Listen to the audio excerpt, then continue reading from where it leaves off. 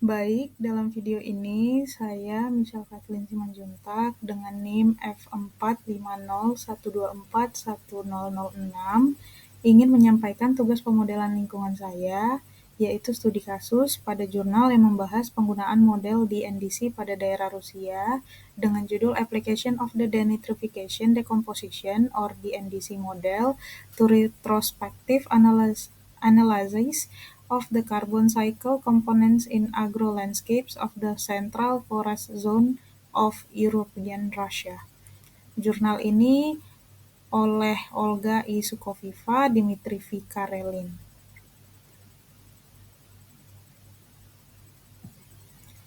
Di mana pendahuluan dari jurnal ini memiliki latar belakang, yaitu adanya perubahan lahan yang mempengaruhi siklus karbon. Kemudian, hal terpenting adalah dinamika karbon organik tanah yang merupakan indikator penting untuk land degradation naturally atau LDN. Kemudian ada juga model matematika dan pemodelan simulasi yang sudah banyak digunakan dalam geografi dan ekologi global. Sehingga metode tersebut dikirakan efektif menyelesaikan tujuan dari pertanian, yaitu seperti meramalkan dan juga mereduksi fluk gas rumah kaca. Dari model matematika tersebut, ada model simulasi DNDC yang digunakan untuk menganalisis emisi CO2 yang belum diterapkan pada agrolanskap di daerah pertanian Rusia. Sehingga studi ini mendukung pencapaian Land Degradation Neutrality atau LDN sesuai 15.3. Nah, tujuan dari penelitian ini yaitu untuk mensimulasikan dinamika retrospektif dan komponen siklus karbon. Nah, ini diambil berdasarkan data penelitian yang dikumpulkan sejak tahun 1990 hingga 2017.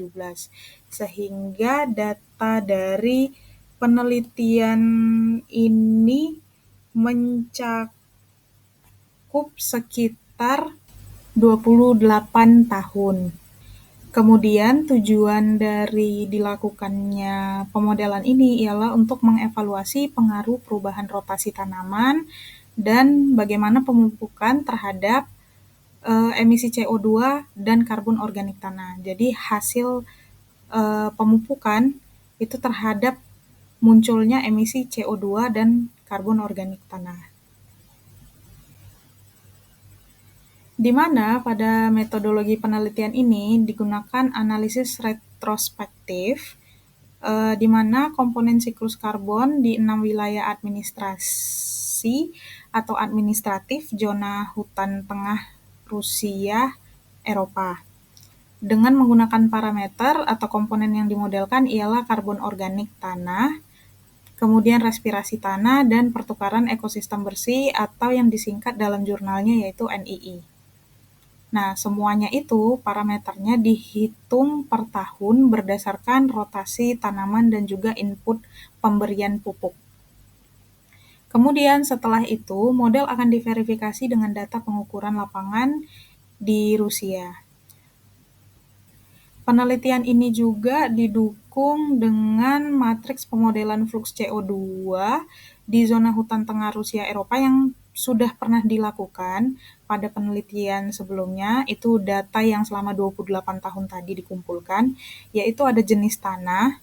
Dengan jenis tanahnya itu ada dua yang paling utama dapat dilihat di tabel, yaitu ada short pot zolik dan juga short pot zolik yang dangkal dan tidak dalam. Dengan wilayahnya yaitu terdapat di beberapa wilayah yaitu Kostroma, Yoroshkau, Moskow, Kaluga, Smolensk, dan juga Tyre. Penelitian ini juga dengan mempertimbangkan jenis tanah yang sudah disebutkan tadi dan juga tanaman yang tumbuh di berbagai unit administratif itu dapat dilihat pada gambar peta Yang di tengah yaitu dibuat dari penelitian selama 28 tahun itu dengan 560 percobaan pemodelan yang dihasilkan menjadi gambar yang pada peta tersebut. Di mana bagian hijau itu ialah bagian unit-unit dari administratif. Dan juga titik merah tersebut, jikalau diperhatikan, ialah zona hutan tengah Rusia. Penelitian ini juga berdasarkan informasi yang tersedia, jangka waktu periode yang dianalisis ialah kan datanya 28 tahun. Untuk perbandingan yang lebih baik, maka periode ini yang 28 tahun akan dibagi menjadi 4 interval 7 tahun, sesuai dengan kondisi sosial dan lingkungan utama. Data yang digunakan ialah suhu, curah hujan, jenis tanah, tanaman, pemupukan, dan juga hasil panen. Nah, untuk dari data cuacanya ini sendiri, itu diperoleh dari Institut Informasi Hidrometeorologi Rusia. Kemudian, karakter tutupan tanah didefinisikan melalui Daftar Sumber Daya Tanah Negara Rusia pada tahun 2014. Kemudian masuk pada hasil, di mana terdapat hasil utama yaitu pada tahap awal analisis, 6 wilayah administratif di zona hutan tengah Rusia Eropa dipilih, yaitu ada wilayah Kaluga, Kostroma, Moskow, Smolensk, Tver, dan Yaroslav. Nah, di mana wilayah-wilayah tersebut dicirikan oleh jenis tanah yang homogen dan tanaman yang sama. Kemudian akses terbuka ke data cuaca juga sangat penting dalam pemilihan wilayah tersebut, sehingga didapatkan dua wilayah utama yaitu wilayah sentral yaitu Moskow, Kaluga, dan Yaroslav. Kemudian terdapat wilayah periferal yaitu Kostroma, Smolensk, dan Tver. Di mana pada bagian sentral pertanian yang diperhatikan ialah intensif, kemudian menggunakan pupuk organik dalam pemupukan, karbon organik.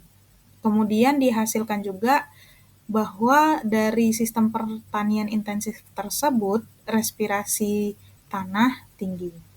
Kemudian untuk wilayah periferal, pertanian yang dilihat ataupun yang diamati ialah pertanian ekstensif, di mana pertanian ini banyak mengalami kehilangan karbon tanah dengan tingkat respirasi tanah rendah.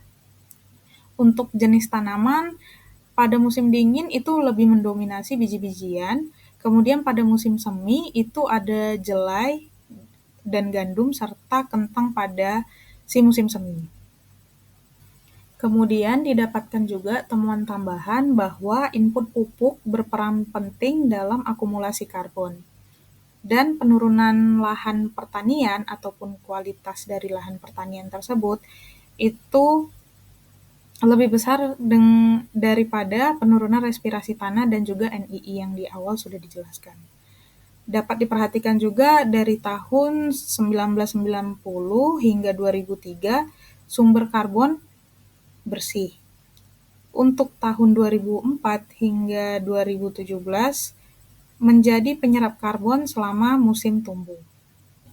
Dalam studi ini, perubahan karbon organik tanah bergantung pada ciri-ciri tanaman yang tumbuh dan masukan pupuk ataupun pemberian pupuk. Di wilayah utara seperti Kostroma dan juga Tver, tanaman biji-bijian musim semi seperti jelai dan gandum itu lebih mendominasi. Sedangkan hilangnya karbon organik dari tanah biasanya disebabkan oleh ketiadaan pupuk organik dalam teknologi pertanian. Namun, jikalau diperhatikan dari temuan tambahan, itu dalam 10 hingga 15 tahun terakhir intensitas pertanian, hasil panen, dan jumlah pupuk telah meningkat pesat sehingga mengakibatkan berkurangnya kehilangan karbon. Tanaman yang sangat produktif seperti gandum pada musim dingin dan kentang di musim semi dicirikan dengan penggunaan pupuk dalam jumlah besar pada teknologi budidaya, yang dimana akumulasi karbon dalam tanah itu meningkat. Namun dalam beberapa dekade terakhir, deposisi karbon dan laju respirasi tanah di wilayah ini menurun karena berkurangnya masukan pupuk. Nah, dapat diperhatikan setelah divalidasi dengan model DNDC, itu diverifikasi dengan pengukuran lapangan, kemudian dikorelasikan positif, sedang antara hasil pengamatan dan modelnya, kemudian nilai emisi karbon dioksida dan akumulasi karbon cocok dengan data eksperimental, di mana dapat diperhatikan laju respirasi menurun seperti gambar grafik yang gambar 5 ini. Di situ respirasi tanah kumulatif menurun karena berkurangnya area tanah yang dapat ditanami di wilayah-wilayah secara umum. Dapat diperhatikan lajunya menurun dari 800 hingga 1400, kemudian pada tahun 96 yaitu 200 hingga 300 dan seterusnya. Sehingga berdasarkan validasi model di NDC, itu didapatkan berdasarkan arah dan kecenderungan fluks CO2, lokasi geografis, dan juga tingkat dampak antropogenik bentang alam di kawasan hutan tengah Rusia Eropa, dapat dibagi menjadi dua kelompok administratif besar. Dapat diperhatikan di bagan yang di atas grafik batang. Sehingga berdasarkan dari penelitian ini diperoleh kesimpulan bahwa model dari DNDC itu efektif untuk simulasi siklus karbon di agrolanskap pada daratan hutan Rusia. Kemudian diperlukan pupuk organik untuk menjaga karbon tanah. Dan kemudian perubahan iklim dan praktik pertanian berperan besar dalam dinamika karbon dioksida. Daftar pustaka dari jurnal ini sudah disematkan sehingga jurnalnya dapat diakses secara umum. Kemudian sekian dari presentasi saya ucapkan terima kasih.